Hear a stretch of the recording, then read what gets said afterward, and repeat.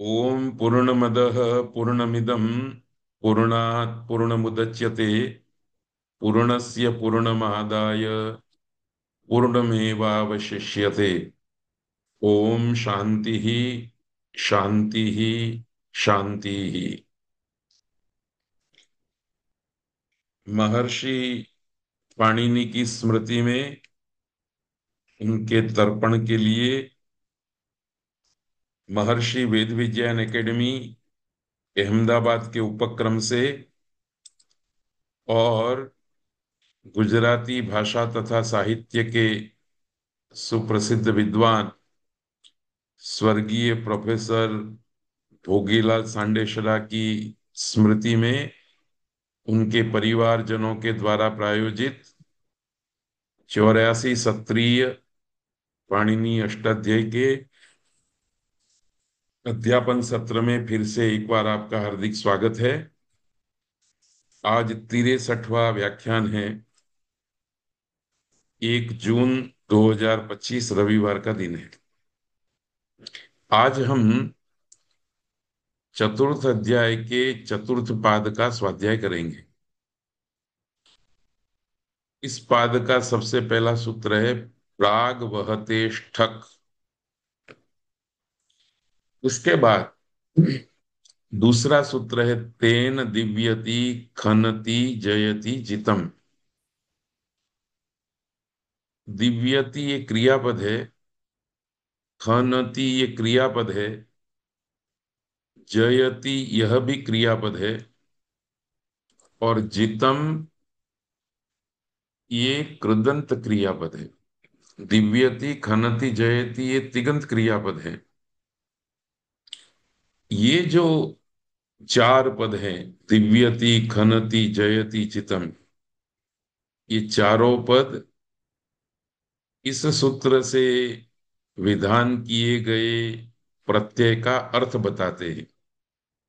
अर्थात दिव्यति अर्थ में, खनति अर्थ में, जयति अर्थ में और जितम अर्थ में प्रत्यय होगा। और इस अध्याय में प्रायः इसी प्रकार से क्रियाओं का अर्थ बताने के लिए प्रत्यय कहे गए हैं। तो हम इनमें से प्रमुख प्रमुख सूत्रों का स्वाध्याय शुरू करेंगे। ये केवल मात्र सूत्र पाठ है। उसमें आप दृष्टि डालेंगे तो तिष्ठति, हंति, धावति, गृह्णाति, चरति, ये सब कृदंत क्रियापद है। तो माफ कीजिएगा, तिगंत क्रियापद है। रक्षति, वर्तते, तो इन क्रियापदों के अर्थ में तद्धित प्रत्यय कहा गया है। इन क्रियापदों के अर्थ में ये देखिए फिर से पश्यति। इन क्रियापदों के अर्थ में कौन कौन से प्रत्यय होते हैं और किस प्रकार के शब्द सिद्ध होते हैं, ये दो बात इस पाठ में हम विचारने का प्रयत्न करेंगे, समझने का प्रयत्न करेंगे।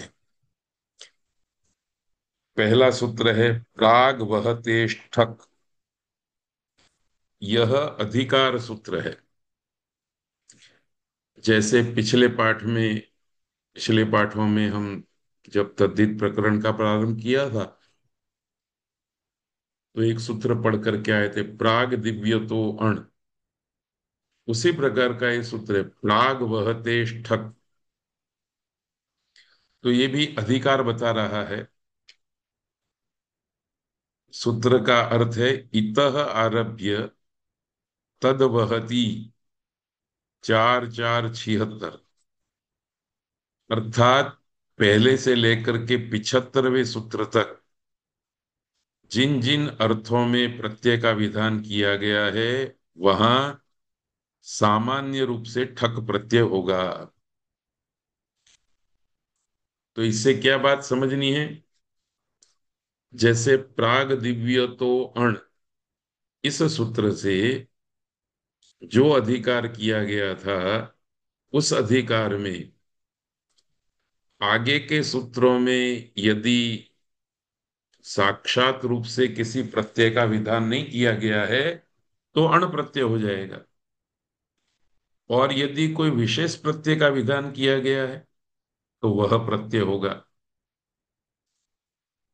उसी शैली के अनुसार इस पाद के प्रारंभ में भी आचार्य पाणिनि ने प्राग वहते ठक अधिकार कर दिया कि इस पाद के लगभग 75 सूत्रों में जिन सूत्रों में प्रत्यय का निर्देश नहीं है उन सूत्रों में ठक प्रत्यय होगा। और आचार्य किसी प्रातिपदिक से कोई विशेष प्रत्यय करना चाहेंगे तो वहां उस प्रत्यय का साक्षात पाठ करेंगे। तो इतनी बात याद रखनी है और विशेष कोई बात नहीं है। ये सूत्र आया तेन दिव्यति खनति जयति जितम। दूसरा सूत्र, तेन तृतीय विभक्ति एक वचन, दिव्यति खनति जयति ये क्रियापद है, जितम प्रथमा विभक्ति एक वचन का रूप है। कृदंत है इसलिए प्रातिपदिक संज्ञा हो करके प्रथमा विभक्ति एक वचन का रूप बन गया जितम। पाद के प्रारंभ में फिर से मैं आपको याद करा दूं कि तेन तद सर्वनाम के रूप का निर्देश करके जिस पद को सूत्रकार सूत्र में रखते हैं वह पद विभक्ति का सूचक होता है। उस विभक्ति वाले प्रातिपदिक से ऐसा मान करके चलना है। तो यहाँ तेन तृतीय विभक्ति है तो यह सूत्र तृतीय विभक्त्यंत प्रातिपदिक से प्रत्यय का विधान करेगा। एक बात। दूसरी बात, जो प्रत्यय होगा वो प्रत्यय दिव्यति खनति जयति जितम इस अर्थ में होगा। और तीसरी बात, ऊपर से ठक का अधिकार आ रहा है। इस सूत्र में कोई विशेष प्रत्यय का विधान नहीं किया है इसीलिए ठक प्रत्यय हो जाएगा। पर यदि कोई दूसरा प्रत्यय आचार्य पाणिनि करना चाहते तो इसी सूत्र में उस प्रत्यय का उल्लेख करते हैं। तो देखिए सूत्र का अर्थ हम पढ़ते हैं। तेन इति तृतीया समर्थात प्रातिपदिकात। किसी भी प्रातिपदिक को आप ले आओ और उसमें तृतीया विभक्ति का प्रत्यय लगा दो। वो तृतीया विभक्त्यंत पद यदि समर्थ है तो दिव्यति खनति जयति जितम इन अर्थों में ठक प्रत्यय हो जाएगा। दिव्यति का अर्थ है खेलता है। वैसे धातु पाठ के अंदर दिव धातु के बहुत सारे अर्थों का उपदेश किया गया है। दीवु क्रीड़ा विजिगीषा व्यापार द्युति स्तुति मोद मद कांति गतिसु, बहुत सारे अर्थ है। पर सबसे पहला अर्थ है क्रीड़ा। तो दिव्यति यह खेलने के अर्थ में है। तो खेलता है, खनति मतलब खोदता है, जयति मतलब जीतता है और जीतम मतलब भूतकाल में जीत चुका है। इन अर्थों में तृतीया समर्थ किसी भी प्रातिपदिक से ठक प्रत्यय हो जाएगा। अब एक बात समझ लेनी है कि किसी भी प्रातिपदिक से तृतीया विभक्ति तो आ जाएगी। जैसे राम से तृतीया विभक्ति आ जाएगी, वेद से तृतीया विभक्ति आ जाएगी, पितृ शब्द से तृतीया विभक्ति आ जाएगी, पुस्तक शब्द से तृतीया विभक्ति आ जाएगी। जितने भी प्रातिपदिक हैं उन सारे प्रातिपदिकों से तृतीया विभक्ति आ जाएगी। अर्थात तृतीया विभक्त्यंत प्रातिपदिक अनंत है। तो क्या उन सारे तृतीयांत प्रातिपदिकों से दिव्यति आदि अर्थों में प्रत्यय होंगे? इस प्रश्न का उत्तर है नहीं, क्योंकि सामर्थ्य देखना है, समर्थता देखनी है। यदि लोक में उस प्रातिपदिक से इस अर्थ में ठक प्रत्यय होकर के सिद्ध हुआ शब्द प्रयुक्त होता रहता है, लोक व्यवहार में आ गया है, तो इस सूत्र से ठक प्रत्यय होगा। दूसरी बात, अथवा इसी बात को हम इस तरह से भी कह सकते हैं कि जिस भी तृतीया विभक्त्यंत पद को आप पसंद कर रहे हैं, उसके द्वारा खेला जाना संभव होना चाहिए। खनति मतलब खोदना, संबंध होना, खोदना संभव होना चाहिए। जयति मतलब जीतना संभव होना चाहिए, तो प्रत्यय होगा।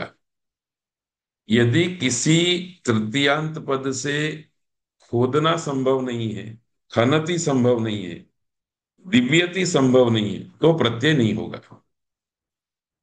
यही बात उत्तरत्र सभी सूत्रों में आपको याद रखनी है। इसीलिए सूत्रार्थ करते समय सूत्र में तो तेन इस शब्द का पाठ किया है आचार्य पाणिनि ने, पर अर्थ करते समय हम समर्थ शब्द को भी डाल देते हैं, क्योंकि समर्थ पद विधि इस परिभाषा सूत्र से और कथित प्रकरण में भी प्रत्यय का विधि समर्थ से होता है। समर्थानाम प्रथमाद्वा, ये सूत्र हम पढ़ चुके हैं, इसलिए इस समर्थ का भी ध्यान रखना है। उदाहरण है इसका, अक्षय दिव्यति इति आक्षिक। हम सब लोग जानते हैं कि अक्ष से खेला जा सकता है, इसलिए अक्ष से जो खेल रहा है उसको आक्षिक कहा जाता है। कुद्दालेन खनति इति कौद्दालिकः। कुद्दाल अर्थात जमीन खोदने के लिए जो साधन होता है, एक होता है फावड़ा, दूसरा होता है कोदाली। उस कोदाली के लिए ही संस्कृत में कुद्दाल शब्द है। तो कुद्दालेन खनति इति कौद्दालिकः, ऐसा मजदूर जो भूमि को खोद रहा है और खोदने के साधन के रूप में कुदाल का प्रयोग कर रहा है। क्षय जयति इति आक्षिकः, जुए के पासों से जीतने वाला। अक्षय ही जितम इति आक्षिकम, जुए के पासों से जिसने जीत प्राप्त कर ली है। तो दिव्यति, खनति, जयति, जितम, इन अर्थों में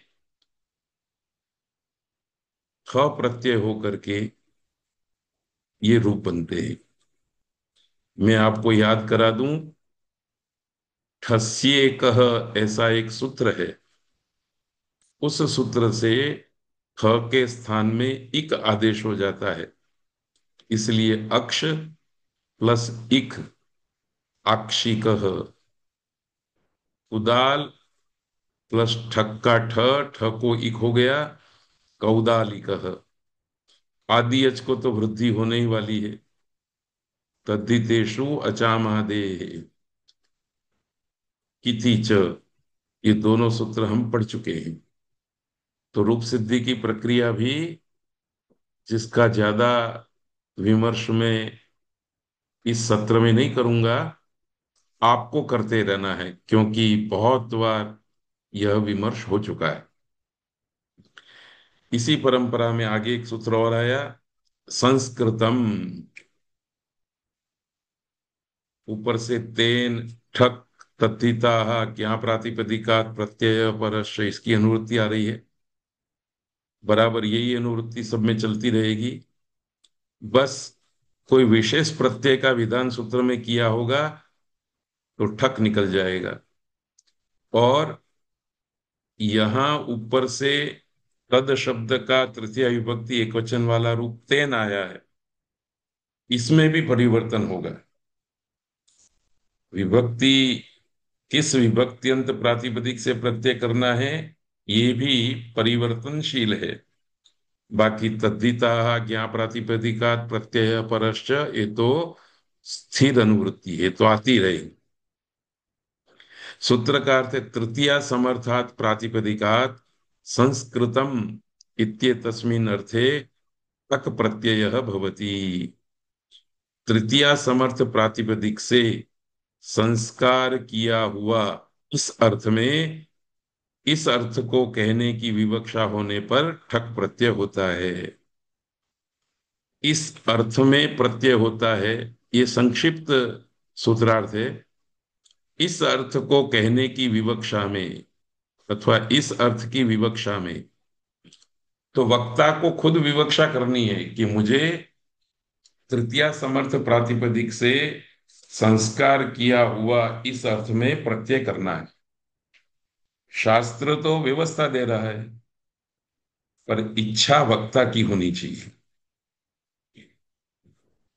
तृतीया समर्थ प्रातिपदिक से संस्कार किया हुआ, इस अर्थ को कहने की विवक्षा में ठक प्रत्यय होता है। संस्कृत भाषा में जो संस्कार शब्द है, उसका एक विशेष भाव भी आपको हमेशा याद रखना है। किसी भी पदार्थ में पूर्वतः जो गुण मौजूद हैं, जो अच्छाइयाँ वर्तमान है, उन गुणों की सुरक्षा करते हुए, उन अच्छाइयों की सुरक्षा करते हुए दूसरे गुणों को, दूसरी अच्छाइयों को उस पदार्थ में प्रस्थापित करना, उसका नाम संस्कार है।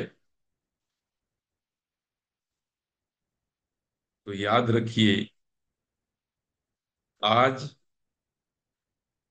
हमारे परिवारों में, खाने पीने के साधनों में संस्कार जो किया जाता है, उसमें इस बात का ध्यान नहीं रखा जाता है कि जिसका हम संस्कार कर रहे हैं उसके गुण सुरक्षित रहने चाहिए, उसकी अच्छाई सुरक्षित रहनी चाहिए। हम तो जिस प्रकार का संस्कार कर रहे हैं, उस संस्कार में उस पदार्थ के अंदर रहा हुआ गुण खत्म हो जाए, निकल जाए, और हम जो संस्कार दे रहे हैं वो संस्कार प्रवर्तित हो, इस प्रकार का उपक्रम रखते हैं। व्यवहारिक उदाहरण देखना है तो गाय के दूध में जो गुण वर्तमान हैं, जो अच्छाइयां वर्तमान हैं, वो सुरक्षित रहती हुई, सुरक्षित, उन अच्छाइयों को, उन गुणों को सुरक्षित रख करके जब आप इलायची से, जायफल से, या किसी और वस्तु से उसका संस्कार करते हैं तो वो वास्तविक संस्कार है। पर आप ऐसा पदार्थ डालते हैं जिस पदार्थ के डालने से, ऐसा संस्कार करते हैं जिस संस्कार के करने से गाय में वर्तमान प्राकृतिक गुण नष्ट हो जाते हैं, तो समझना चाहिए वो संस्कार नहीं है। इसी तरह से मनुष्य के संस्कार का भी यही अर्थ है। विद्यार्थी के संस्कार का भी यही अर्थ है। विद्यार्थी घर से जो गुण लेकर के आया है, जो अच्छाइयां लेकर के आया है, उसको सुरक्षित रखते हुए विद्यालय में, महाविद्यालय में, विश्वविद्यालय में हमें और नए गुणों को और नई अच्छाइयों को उसके अंदर प्रस्थापित करना चाहिए। तब तो हम कह सकते हैं कि हम विद्यार्थी का संस्कार कर रहे हैं। तो बात थोड़ी लंबी हो गई पर बहुत जरूरी थी। कृतेन संस्कृतम घार्थिकम, दधना संस्कृतम दाधिकम, तैलेन संस्कृतम तैलिकम, तैलिकम। तो जो घी से संस्कार किया हुआ पदार्थ है वो घार्थिकम कहा जाएगा। दही से जो संस्कार किया हुआ पदार्थ है उसको दाधिकम कहा जाएगा। तो ये सूत्र भी, इसके उदाहरण भी लोक व्यवहार में प्रसिद्ध हैं, प्रसिद्ध किए जा सकते हैं। इसी परंपरा में एक सूत्र आया तरति, यह भी क्रियापद है, पूर्ववत अनुवृत्ति है। सूत्र का अर्थ है तृतीया समर्थ प्रातिपदिक से तरति इस अर्थ में ठक प्रत्यय होता है। उडुपेन तरति इति औडुपिकः। उडुप छोटी नौका को कहते हैं। छोटी नौका से जो तरता है उसको औडुपिक कहते हैं। अब देखिए, इस सूत्र को हम सामान्य शास्त्र कहेंगे, उत्सर्ग शास्त्र कहेंगे, क्योंकि तरति इस अर्थ में किसी भी तृतीयांत प्रातिपदिक से टक प्रत्यय हो जाएगा। पर इसके आगे सूत्र है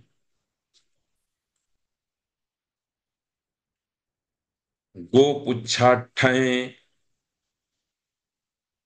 ये ऊपर वाले सूत्र का अपवाद है। इस सूत्र में गोपुच्छ शब्द का निर्देश है। गोपुच्छ शब्द समासांत शब्द है। एक शब्द है गो, दूसरा शब्द है पुच्छ।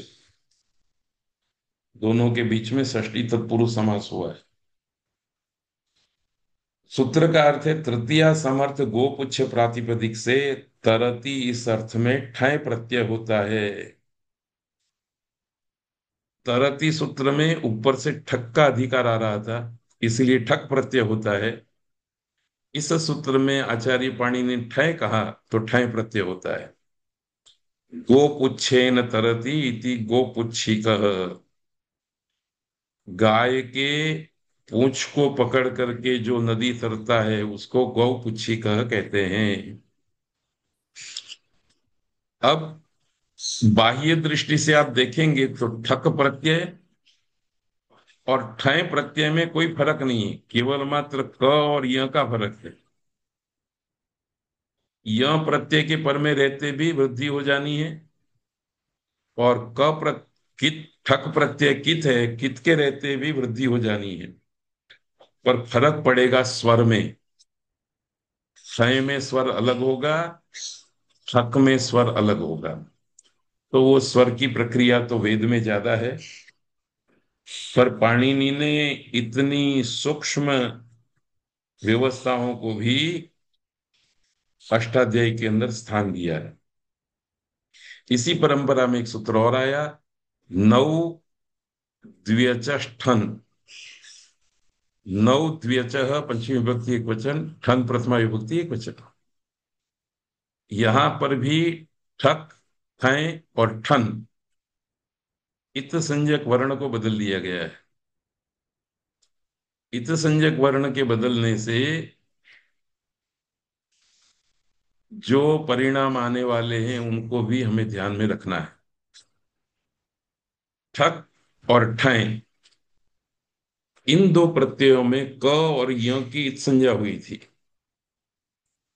क की इत संज्ञा हुई हो, य की इत संज्ञा हुई हो या ण की इत संज्ञा हुई हो, क, ण और य, इन तीन वर्णों की इत संज्ञा हुई हो ऐसे प्रत्यय के पर में रहते आदि अच को वृद्धि हो जाती है।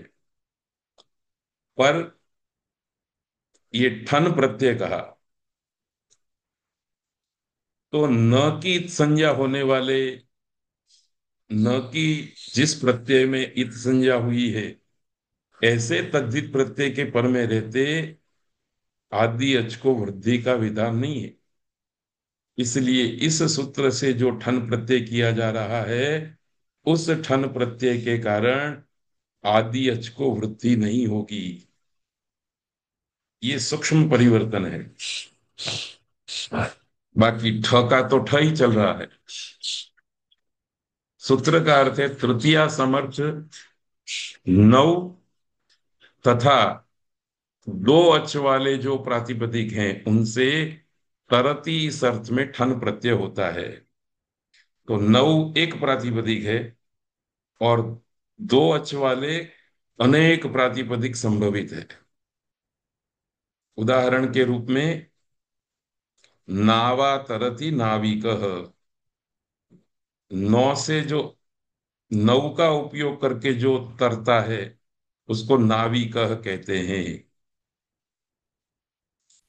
दो अच वाले प्रातिपदिक से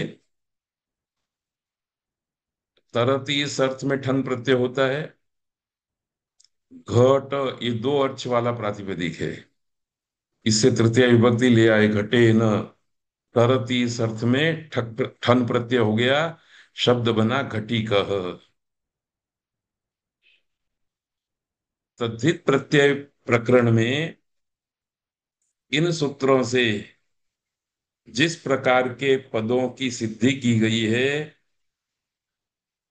इन पदों के आधार पर पाणिनि के समय में पतंजलि के समय में क्या क्या सामाजिक व्यवस्थाएं थी, क्या आर्थिक गतिविधियां थी, क्या पारिवारिक व्यवस्थाएं थी, उसका आकलन करते हुए ग्रंथ लिखे गए हैं। उनमें पाणिनि कालीन भारत और पतंजलि कालीन भारत ये दो ग्रंथ बड़े प्रसिद्ध हैं। तो घटिकः शब्द हमको पुरातन भारत की एक व्यवस्था का दर्शन कराता है कि तैरने के लिए अनेक घड़ों को इकट्ठा करके कुछ लोग घट के द्वारा भी नदी पार उतरते थे। तो घटेन तरती इति घटिकः। इसी प्रकार से कुछ बलवान व्यक्ति नदी को अपनी बाहुओं से पार करते थे। तो बाहु ये भी दो अच वाला शब्द है, उससे तृतीय विभक्ति ले आएंगे। क्योंकि बाहु दो है इसलिए द्विवचन रखना पड़ेगा। तो बाहुभ्याम तरतीति बाहुकः, बाहुओं से जो तरने वाला है उसको बाहुक कहते हैं।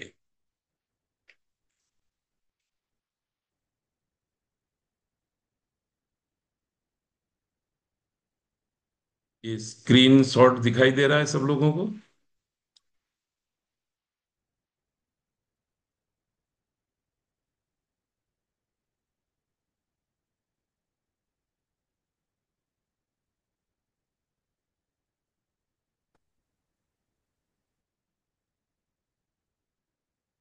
अब दिखाई दिया? पूर्ववत् पीपीटी एव दृश्यते।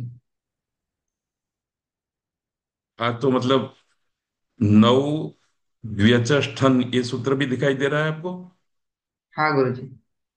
ठीक है। तो देखिए बाहु भी दो अच वाला है, तो बाहुभ्याम तरती इति बाहुकः, इस प्रकार के शब्द बनते रहेंगे। एक बार और आपको स्मरण करा दूं कि जिससे तरा नहीं जा सकता ऐसी वस्तु से तृतीय विभक्ति ला करके तरती इस अर्थ में आप प्रत्यय नहीं कर सकते। ये जड़ व्यवस्था नहीं है। इस व्यवस्था में भी चैतन्य डालने के लिए समर्थ शब्द का प्रयोग किया गया है। तो आप कोई भी दो अच वाला शब्द ले आए और तृतीय विभक्ति ले आए और इच्छा कर ली कि तरती इस अर्थ में मैं प्रत्यय करूंगा, तो ये बात तब तक सही नहीं ठहरेगी जब तक जिस शब्द से आपने तृतीय विभक्ति लाई है उस शब्द से जो अर्थ कहा जाता है, जो पदार्थ इंगित होता है, उस पदार्थ से तरने की क्रिया संभव होती है। तो ये बात आपको सब जगह पर याद रखनी है, तद्धित प्रकरण में विशेष रूप से। एक और सूत्र है आगे,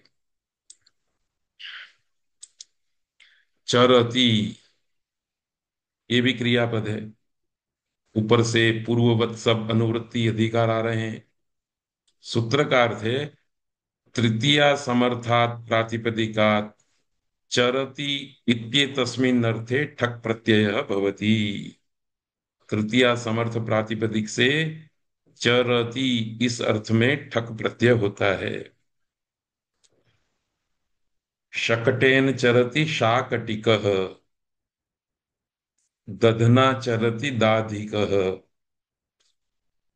चर धातु दो अर्थ में है, इसलिए नीचे वाक्य लिख दिया है। ध्यातव्य है कि चर गति भक्षणयो हो धातु से चरति पद बना है, अर्थात चरति का एक अर्थ गच्छति है, चरति का दूसरा अर्थ भक्षयति है।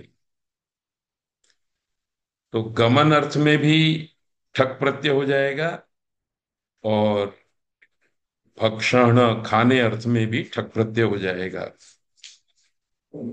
दही से जो खा रहा है उसको दाधी कह कहेंगे, और शकट से जो गति कर रहा है उसको शाकटी कह कहेंगे। विमानेन चरति वैमानिकः, वाहनेन चरति वाहनिकः। इस प्रकार से नए नए शब्द सिद्ध किए जा सकते हैं, और उनमें से किसी एक शब्द को किसी एक आने जाने के साधन के लिए निर्धारित करके लोक में प्रचारित और प्रसारित किया जा सकता है, रूढ़ किया जा सकता है। आगे एक सूत्र है वेतनादिभ्यो जीवति। वेतनादिभ्य पंचमी विभक्ति बहुवचन, ये प्रातिपदिक का विशेषण है। जीवती क्रियापद है जो अर्थ का सूचन करता है। सूत्र का अर्थ है तृतीया समर्थेभ्य वेतनादिभ्य प्रातिपदिकेभ्य जीवति इति एतस्मिन् अर्थे ठक प्रत्ययो भवति। तृतीया समर्थ हर किसी प्रातिपदिक से नहीं, वेतन आदि प्रातिपदिक से। जीता है, जीवती जीता है, इस अर्थ में ठक प्रत्यय होता है। तो वेतनेन जीवति वैतनिकः, जो वेतन से अपना जीवन चलाता है वो वैतनिकः। कर्मकेन जीवति इति कर्मकरः, नहीं सॉरी, वैतनिकः का ही कर्मकरः ये विशेष्य है और वैतनिकः ये विशेषण है। ऐसा नौकर, कर्म कर मतलब नौकर, ऐसा नौकर जो वेतन से जीता है, वेतन से अपना गुजारा करता है। रक्षति, ये भी उसी प्रकार का सूत्र है, पर अब टेन की जगह पर तत् आ गया है। तो तत् ये द्वितीय विभक्ति का पद है, तो द्वितीय समर्थात प्रातिपदिकात रक्षति इत्येतस्मिन् अर्थे ठक प्रत्यय भवति। द्वितीय समर्थ प्रातिपदिक से रक्षा करता है इस अर्थ में ठक प्रत्यय होता है। समाजम रक्षति इति सामाजिकः, सामाजिक का मतलब क्या है, जो समाज की रक्षा करता है वो सामाजिक है। कुटुम्बम रक्षति इति कौटुंबिकः, तो देखिए भाषा में हम सामाजिक शब्द का प्रयोग करते हैं, पर उसका वास्तविक अर्थ, ग्रामेटिकल मीनिंग यदि आपको जानना है तो पाणिनि की शरण में आना पड़ेगा। तो रक्षति इस अर्थ में समाज शब्द से ठक प्रत्यय हो गया।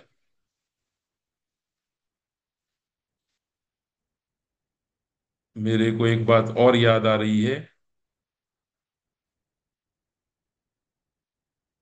धनम रक्षति इति धानिकः, ऐसे भी शब्द का प्रयोग किया जा सकता है।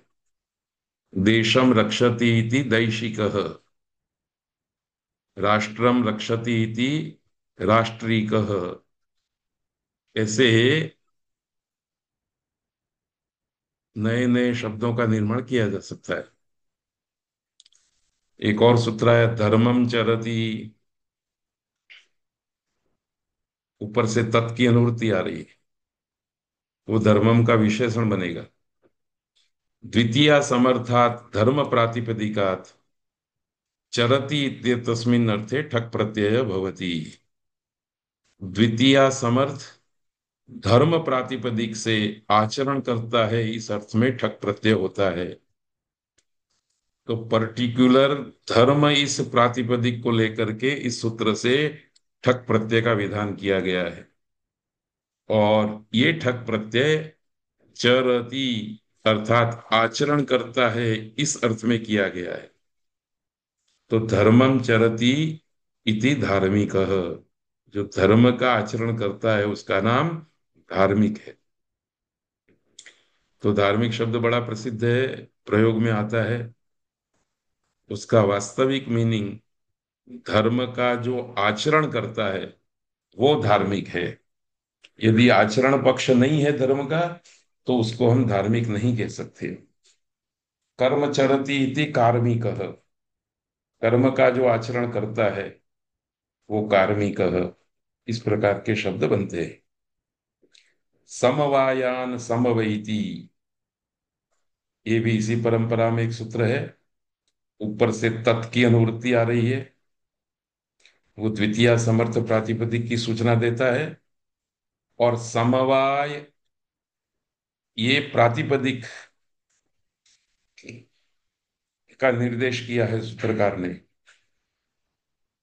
और समवैति ये अर्थ है। समवायान ये द्वितीय बहुवचन है, इसलिए समवाय एक प्रातिपदिक नहीं है, ऐसे अनेक प्रातिपदिक समवाय के अर्थ को कहने वाले समवाय अर्थवाचक और पर्याय हैं, उन सब का ग्रहण हो जाएगा। तो सूत्रकार थे, द्वितीय समर्थेभ्य समवायवाचिभ्य प्रातिपदिकेभ्य समवैति इत्येतस्मिन् अर्थे ठक प्रत्ययः भवति। द्वितीय समर्थ समवायवाची अर्थात समूहवाची प्रातिपदिकों से समवेत होता है, अर्थात प्रवेश करके उसका अवयव बन जाता है, इस अर्थ में ठक प्रत्यय होता है। समाजम समवैति इति सामाजिकः, तो सामाजिकः इस शब्द का आचार्य पाणिनि की दृष्टि से क्या अर्थ है?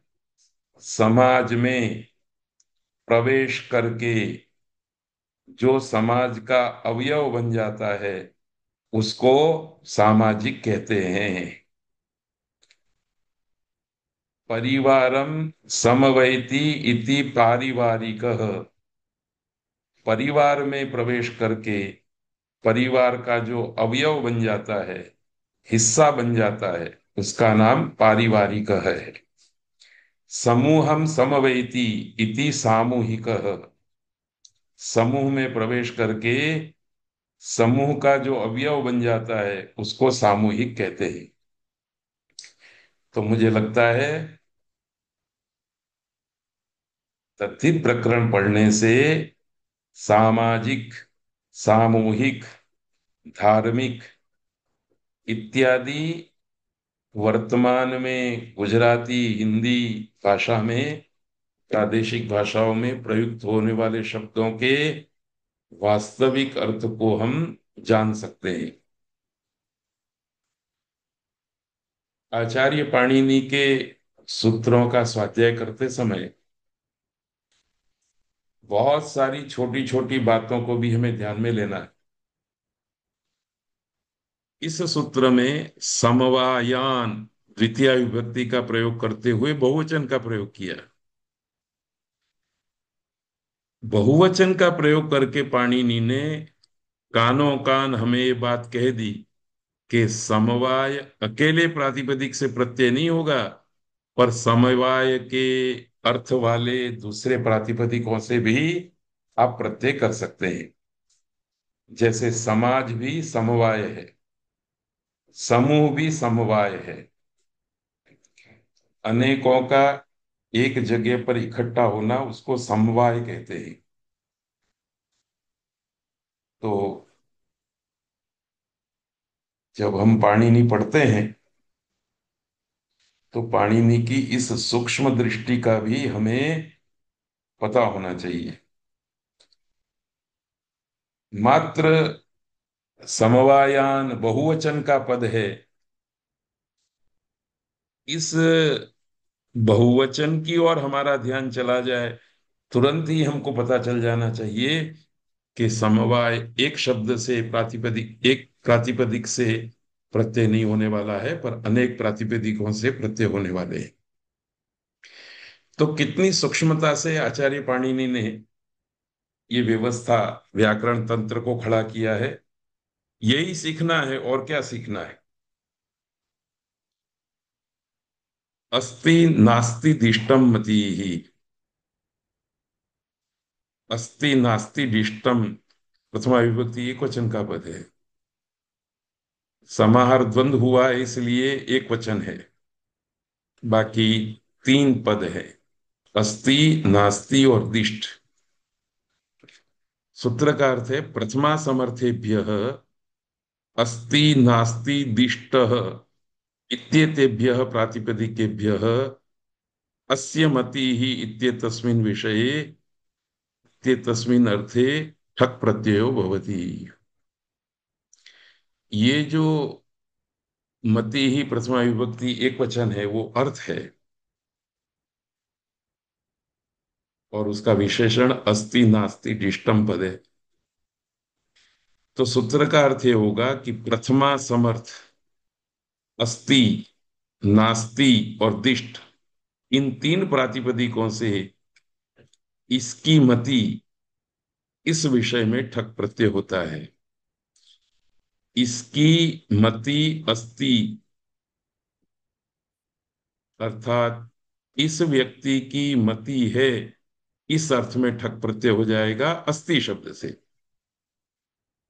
इस विषय में इसकी मति नहीं है, इस अर्थ में नास्ति शब्द से ठक प्रत्यय हो जाएगा।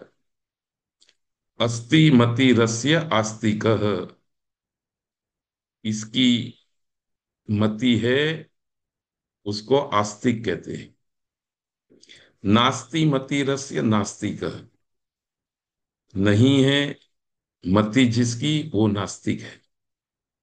तो यहां ठक प्रत्यय होकर के अस्ति शब्द से ठक प्रत्यय होकर के आस्तिक बना, नास्ति शब्द से नास्ति प्रातिपदिक से ठक प्रत्यय होकर के नास्तिक बना। शीलम, यह भी एक सूत्र है। शीलम प्रथमा विभक्ति एक वचन, ये प्रथमा विभक्ति वाला पद अर्थ की सूचना देने वाला है। शील समानाधिकरणात् प्रथमा समर्थात् प्रातिपदिकात् षष्ठ्यर्थे ठक प्रत्ययो भवति। शील का जो समानाधिकरण प्रथमा समर्थ प्रातिपदिक है उससे षष्ठी अर्थ में ठक प्रत्यय होता है। शील शब्द का अर्थ स्वभाव है, तो स्वभाव के प्रथमा समर्थ शील अधिकरणवाची प्रातिपदिक से षष्ठी के अर्थ में ठक प्रत्यय होता है। अस्य इस अर्थ में ठक प्रत्यय होता है। अपूप भक्षणम शीलम अस्य आपूपिकः। अपूप मतलब पुए, पुए खाना जिसका स्वभाव है उसको आपूपिकः कहते हैं। शस्कुली पुरी के लिए प्रयुक्त होने वाला शब्द है। शस्कुली भक्षणम शीलम अस्य शास्कुलिकः। मोदक तो आप जानते ही हैं, मोदक भक्षणम शीलम अस्य मौदकिकः। तो अपूप, शस्कुली, मोदक, इन तीनों शब्दों से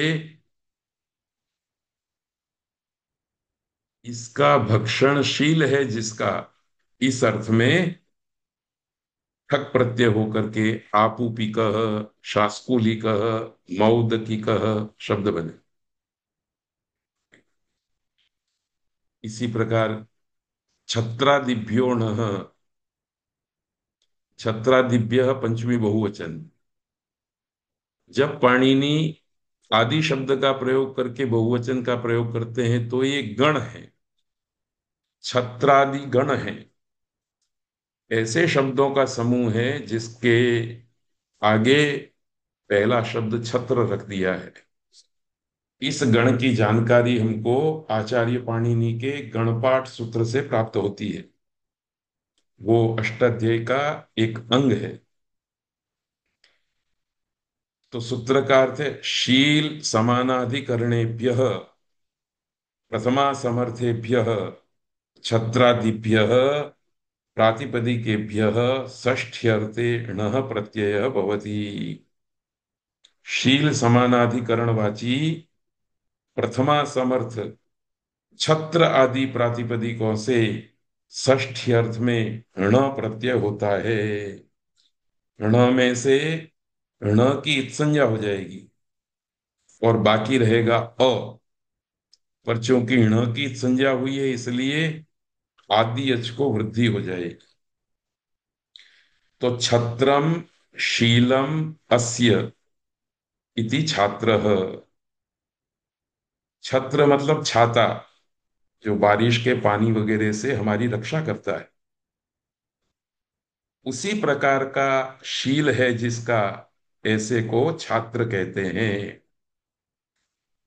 तो पुराने जमाने में छात्र अर्थात शिष्य अर्थात विद्यार्थी अपने गुरु की छत्री बन करके सुरक्षा करता था, इसलिए उसका नाम छात्र है। छत्रम शीलम अस्य छात्रः। वैसे तो पिता भी अपने संतान की छत्र बन करके सुरक्षा करता है, पर लोक में गुरु की छत्र बन करके रक्षा करने वाले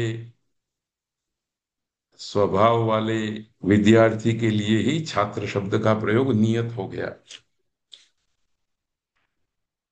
तो व्युत्पत्ति से प्राप्त व्यापक अर्थ को किसी एक पदार्थ की संज्ञा के रूप में रूढ़ करना, ये लोक का काम है, शास्त्र का नहीं। शास्त्र तो पद सिद्धि करते हुए उस पद में जो अर्थ छिपा हुआ है उस अर्थ को उजागर करेगा। उसको रूढ़ बनाने का काम लोक को करना होता है। ये बात भी ध्यान रखने जैसी है। अब एक थोड़ा सा लंबा सूत्र आया है। नौ वयस, स को विसर्ग हो गया, विसर्ग को ओ हो गया, वयो। नौ वयो धर्म विष मूल मूल सीता तुलाभ्य तार्य तुल्य प्राप्य वध्य आनाम्य सम समित सम्मित सम्मितेषु। तो एक पंचमी विभक्ति का पद है और एक सप्तमी विभक्ति का पद है। पंचमी विभक्ति वाला पद प्रातिपदिकों की गिनती देता है और सप्तमी विभक्ति का पद अर्थ की गिनती देता है। दोनों जगह पर 8 8 पद हैं। तो सूत्र का अर्थ है नौ वयस धर्म विष मूल मूल सीता तुला इत्येतेभ्यः तृतीया समर्थेभ्यः प्रातिपदिकेभ्यः यथासंख्यम तार्य तुल्य प्राप्य वध्य आनाम्य सम समित सम्मित इत्येतेषु अर्थेषु यत् प्रत्ययो भवति। नौ से यत् प्रत्यय होता है तार्य अर्थ में। वयस से यत् प्रत्यय होता है तुल्य अर्थ में। धर्म से यत् प्रत्यय होता है प्राप्य अर्थ में। इसी तरह से आपको इस प्रातिपदिक से इस अर्थ में यह प्रत्यय होता है ऐसी योजना कर लेनी है। तो हिंदी में भी एक बार इस सूत्र का अर्थ पढ़ देते हैं। तृतीया समर्थ नौ वयस धर्म विष मूल मूल सीता तुला, इन 8 प्रातिपदिकों से यथासंख्य करके तार्य तुल्य प्राप्य वध्य अनाम्य सम समित सम्मित, इन 8 अर्थों में यह प्रत्यय होता है। यहाँ एक छोटा सा प्रश्न होता है कि मूल शब्द को 2 बार पढ़ा गया है। एक मूल का एक अर्थ में यत प्रत्यय होगा, दूसरे मूल का दूसरे अर्थ में प्रत्यय होगा। जैसे कि नावातार्यम नाव्यम उदकम, ऐसा जल जो नौ के द्वारा पार किया जा सकता है। कार्य त्रि धातु का कार्य की तरह शब्द बना है कार्यम। क्री धातु का कार्यम, त्रि धातु का तार्यम। वयसा तुल्य वयस्य सखा, धर्मेण प्राप्यम धर्म्यम, विषेण वद्य विष्य, मूलेन आनाम्यम मूल्यम। मूल से जो नमाया जा सकता है उसका नाम मूल्य है। मूलेन समः मूल्यः पटः, सीतया समितम सीत्यम क्षेत्रम, तुलया सम्मितम तुल्यम। इस प्रकार से नाव्य वयस्य आदि शब्द बनते हैं। तत्र साधु, तत्र ये सप्तमी विभक्ति का सूचन करने वाला पद है, साधु अर्थ है। सप्तमी समर्थात् प्रातिपदिकात् साधु इत्येतस्मिन् अर्थे यत् प्रत्ययो भवति। चूंकि यहाँ यत् प्रत्यय की अनुवृत्ति आ रही है इसलिए प्राग वहते ठक वाला ठक प्रत्यय नहीं आएगा। सूत्र का अर्थ है सप्तमी समर्थ प्रातिपदिक से साधु अर्थात कुशल होशियार प्रवीण इस अर्थ में यत प्रत्यय होता है। सामसु साधु सामान्य, साम एक मंत्र का एक नाम है। कर्मणि साधु कर्मण्य, कर्म करने में जो साधु है कुशल है वो कर्मण्य है। पथ्य तिथि वसति स्वपतेर ढय, यह भी साधु अर्थ में सप्तम्यंत प्रातिपदिक से साधु अर्थ में प्रत्यय का विधान करता है। जो प्रत्यय कहा गया है वो सूत्रकार ने साक्षात पढ़ा हुआ है, इसलिए ठक की यत की अनुवृत्ति नहीं रहेगी, सूत्र में पठित प्रत्यय होगा। तो सूत्र का अर्थ है सप्तमी समर्थेभ्य पथिन अतिथि वसति और स्वपति इत्येतेभ्यः प्रातिपदिकेभ्यः ठञ् प्रत्ययः भवति साधुः इत्येतस्मिन् अर्थे। तो 4 प्रातिपदिक गिना दिए गए। पथि इस प्रातिपदिक से, अतिथि इस प्रातिपदिक से, वसति इस प्रातिपदिक से और स्वपति इस प्रातिपदिक से ठञ् प्रत्यय होता है। और ये सप्तमी समर्थ होने चाहिए और साधु ये अर्थ होना चाहिए। तो पथिन शब्द का अर्थ है रास्ता पथ, उसको हम सप्तमी विभक्ति में ले जाएंगे तो रास्ते में, और साधु इस अर्थ में रास्ते में जो साधु है उस अर्थ को कहने के लिए ढय प्रत्यय हो जाएगा। अतिथि में जो साधु है उसको कहने के लिए ढय प्रत्यय हो जाएगा। वसति में जो साधु है उसको अर्थ कहने के लिए ढय प्रत्यय हो जाएगा। ऐसे ही स्वपति में जो साधु है उस अर्थ में ढय प्रत्यय हो जाएगा। इस तरह से सूत्र का अर्थ समझना है। ये कोई नई बात नहीं है, अभी तक हम इसी तरह से सूत्रार्थ करते आए हैं। पथि साधु पाथेयम। पथि मतलब रास्ते में, साधु, यहाँ साधु शब्द का अर्थ उपयोगी, काम में आने वाला, ऐसा है। तो रास्ते में जो काम में आने वाला है, रास्ते में जो मदद करने वाला है, उसको पाथेय कहते हैं। आजकल जिसे हम टिफिन कहते हैं, उसे हम पाथेय कह सकते हैं।